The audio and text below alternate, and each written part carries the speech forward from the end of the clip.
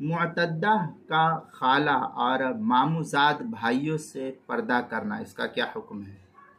چنانچہ معتدہ عورت کے لیے اپنے خالہ زاد، ماموزاد بھائی وغیرہ سے، اسی طرح بہنوئی اور خالو سے پردہ کرنا ضروری اور لازم ہوتا ہے۔ چنانچہ اللہ تعالیٰ کا فرمان ہے وَقُلْ لِلْمُؤْمِنَاتِ يَغْضُضْنَ مِنْ أَبْصَارِهِنَّ وَيَحْفَظْنَ فُرُوجَهُنَّ۔ یہ سورہ نور کی آیت ہے، پارہ نمبر 18 آیت نمبر 31۔ آگے امام ابو بکر جساس رحمۃ اللہ علیہ احکام القرآن للجساس کے اندر نقل کرتے قال ابو بکر فی هذه الآیہ دلالۃ علی ان المرأة الشابہ مامورۃ بستر وجہها عن الاجنبیین۔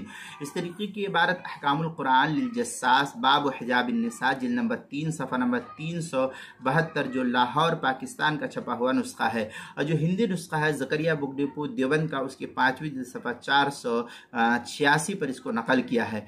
آگے در المختار کے اندر وتمنع المرأة الشاب من کشف الوجہ بین الرجال لا لأنہ عورہ بل لخوف الفتنہ۔ اس طریقے کی عبارت جو ہے در مختار الشامی کتاب الصلاح باب شروط الصلاح مطلب فی سطر العورہ جلد نمبر 2 صفحہ نمبر 79 جو زکریا بک ڈپو دیوبند کا ہندی نسخہ، اس کے اندر بدائع الصنائع میں ہے لا يحل النظر لاجنبی من الاجنبیۃ الحرہ الى سائر بدنها الى وجه الکف الا الوجہ والکفین۔